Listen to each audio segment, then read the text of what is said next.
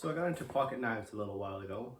One of the first ones I bought was the Spyderco Tenacious with lightweight scales.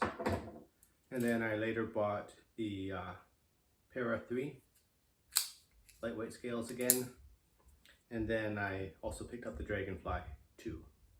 Now, with these two knives, the Para 3 and the Dragonfly, that kind of left the Tenacious as kind of a odd man out. Like, doesn't really do anything the other two don't for me. So I was left with either the decision to sell it or keep it and have it just as a spare.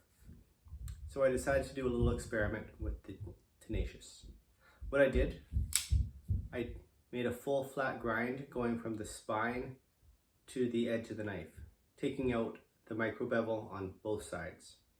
So I started with 80 grit on a belt sander, then I moved to a 220 grit Norton stone, then finished up with 4000 and 8000 Norton Waterstone, and then finally a leather strop glued to a piece of MDF charged with Veritas's green honing compound.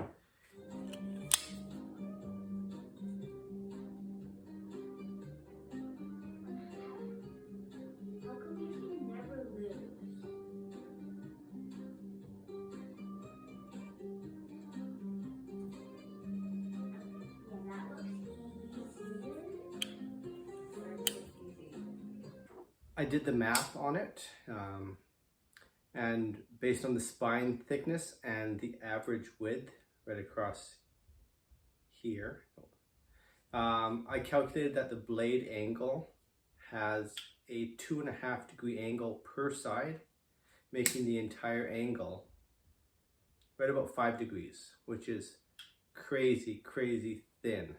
I am afraid of this edge. To give you an example, most woodworking chisels are 25 to 30 degrees. If you have a paring chisel, it might be 20 degrees. This guy, 5 degrees. So how sharp is it? I did a couple tests in my kitchen on grape tomatoes, comparing this one to my favorite chef knife, which was just sharpened, and I consider it to be plenty sharp for kitchen work, and see how it did. So the grape tomatoes just bounce right off of the kitchen knife. You can hear them bouncing off the edge.